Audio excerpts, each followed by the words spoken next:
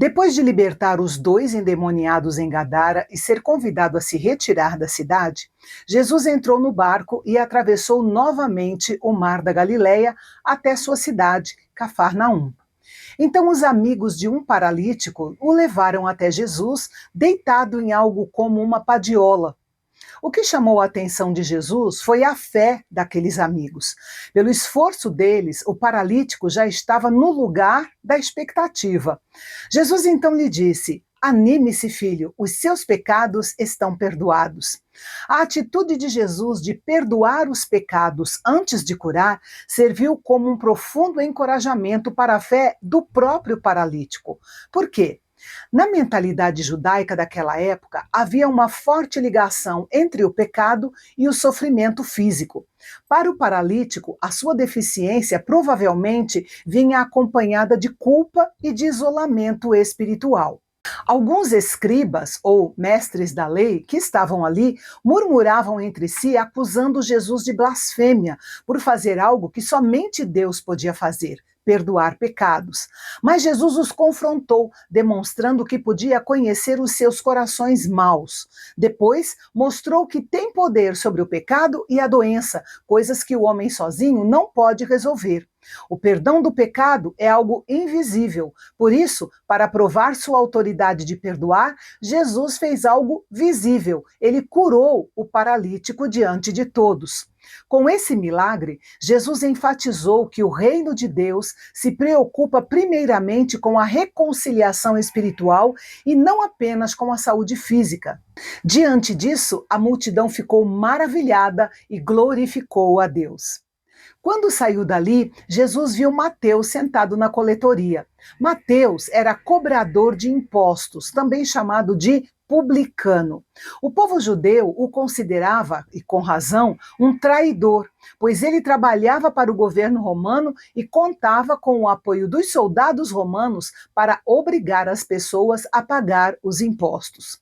Quando um judeu entrava para o serviço alfandegário, era considerado um pária da sociedade judaica. Era excomungado da sinagoga e a sua desgraça se estendia à sua família.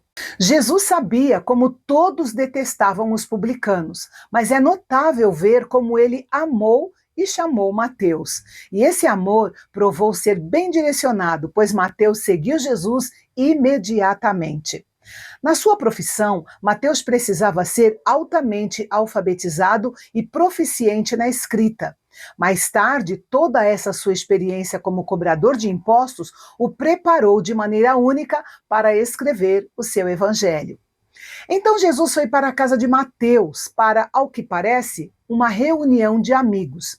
Note que Jesus tinha como objetivo uma missão entre as classes reprovadas. E seu primeiro passo foi chamar Mateus ao discipulado. O segundo passo foi reunir, por meio dele, um grande número dessas pessoas para um evento social. Os fariseus, que eram os líderes religiosos, também foram à casa de Mateus, não para participar do evento, mas para criticar e questionar os discípulos a respeito da conduta de Jesus em comer com os publicanos e outros pecadores. Jesus ouviu a crítica e respondeu com um princípio simples: os sãos não precisam de médico, mas sim os doentes. Ou seja, Jesus veio para ajudar aqueles que reconhecem seus erros e sua necessidade espiritual, e não para aqueles que se acham justos e perfeitos, como era o caso dos fariseus. Em seguida, Jesus mostrou que, apesar de conhecerem a lei, os fariseus não conheciam a vontade de Deus. Ele os mandou estudar as Escrituras para entender que Deus valoriza mais a misericórdia do que a simples observância de rituais religiosos. Depois, os discípulos de João vieram até Jesus para perguntar por que eles e os fariseus jejuavam frequentemente e os discípulos de Jesus não jejuavam. Aparentemente, os discípulos de Jesus não jejuavam como esses dois grupos. Jesus deixou claro que não aboliu o jejum, mas que lhe deu um novo significado. Ele afirmou que o tempo da sua presença terrena era um tempo de alegria messiânica, um tempo de festa, tornando o jejum cerimonial desnecessário e inadequado para aquele momento. Contudo, quando ele fosse tirado do meio dos discípulos, eles jejuariam. Essa profecia apontava para a igreja. Depois da ascensão de Jesus, o jejum se tornou uma prática espiritual importante, usada como um ato de disciplina e expectativa pela segunda vinda de Cristo.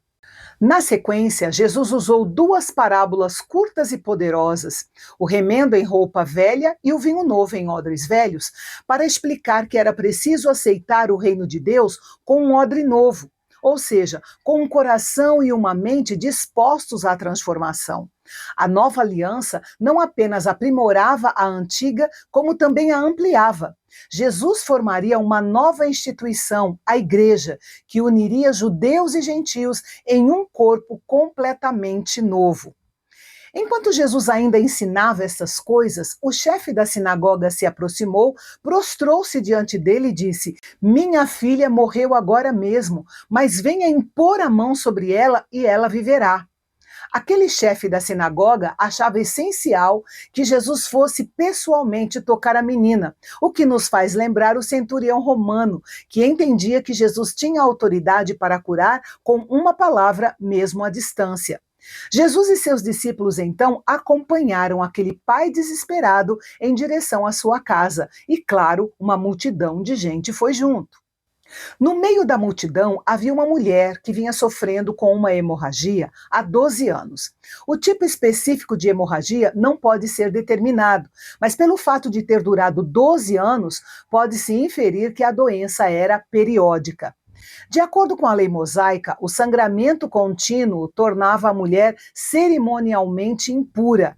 Isso significava que ela devia ficar isolada socialmente e não podia tocar em ninguém.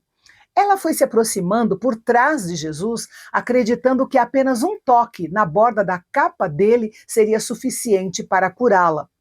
Assim que sentiu seu toque, Jesus se virou, olhou para ela e a chamou de filha, um termo de carinho e aceitação, quebrando o isolamento social no qual ela vivia. E depois garantiu: anime-se, a sua fé salvou você. E a partir daquele momento, a mulher ficou curada. Os evangelhos de Marcos e Lucas oferecem um relato muito mais completo desse milagre, mas o relato de Mateus é suficiente para mostrar a compaixão e o poder de Jesus respondendo à fé daqueles que o buscam. Nos versículos 23 a 26, temos a conclusão do episódio iniciado no versículo 18, onde o chefe da sinagoga pediu a Jesus pela sua filha que tinha morrido. Jesus chegou ao local e encontrou o cenário de luto profissional. Era costume contratar flautistas e mulheres para lamentar, conhecidas como carpideiras. Tinha que haver pelo menos 2 flautas e uma carpideira. Quando Jesus ordenou que todos se retirassem, porque a menina estava apenas dormindo, rapidamente aqueles profissionais passaram do luto à zombaria. E quando a multidão foi expulsa dali, Jesus entrou e, com um simples ato de segurar a mão da menina, ela voltou à vida. Esse milagre confirmou o poder e a autoridade de Jesus como Senhor sobre a vida e a morte. E a notícia se espalhou rapidamente por toda a região. Ao sair da casa do chefe da sinagoga, Jesus foi seguido por 2 cegos. Eles clamavam alto, chamando-o de Filho de Davi. Ao usar esse título, os cegos reconheciam Jesus abertamente como o Messias prometido, demonstrando uma fé poderosa em sua autoridade. O único apelo deles era: tem misericórdia de nós. Eles foram seguindo e clamando após Jesus.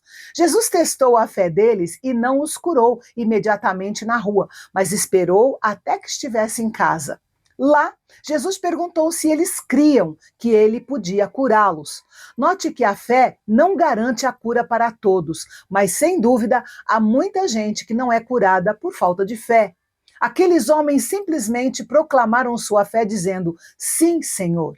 Então Jesus tocou nos olhos deles e disse: que se faça com vocês conforme a fé que vocês têm. E eles foram curados na hora. A fé desses 2 cegos é digna de nota.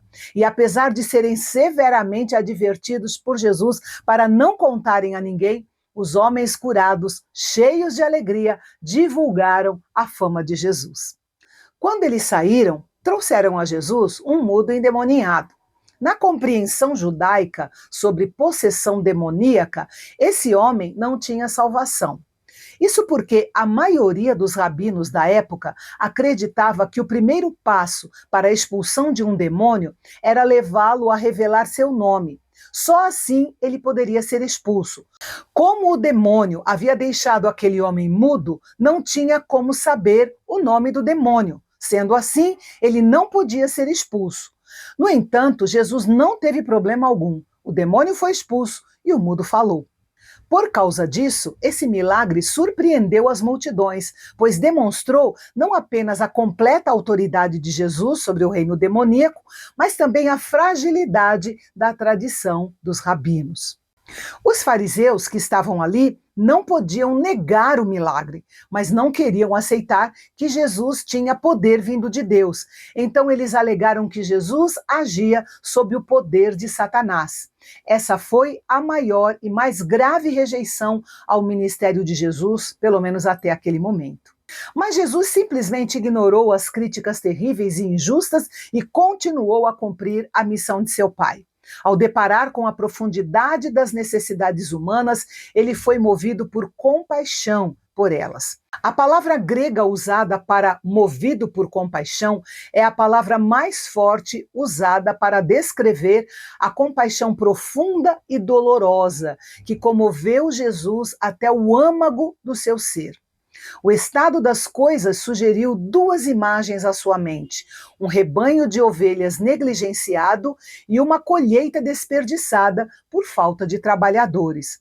Ambas implicam não apenas em uma situação lamentável do povo, mas também em uma negligência do dever por parte dos seus líderes religiosos. Visto que a colheita pertence ao Senhor da Seara, somos ordenados a orar para que ele envie mais trabalhadores. O que Jesus está dizendo aqui é que é preciso um poder divino e irresistível para arrancar as pessoas das suas vidas normais e empurrá-las para o trabalho da Seara. E no capítulo de amanhã, vamos conhecer os 12 discípulos e as orientações que Jesus deu para eles em sua missão, suas dificuldades e suas recompensas. Não perca o nosso próximo encontro aqui no Canal Bendito, o nosso canal de Fala Fácil. Até lá!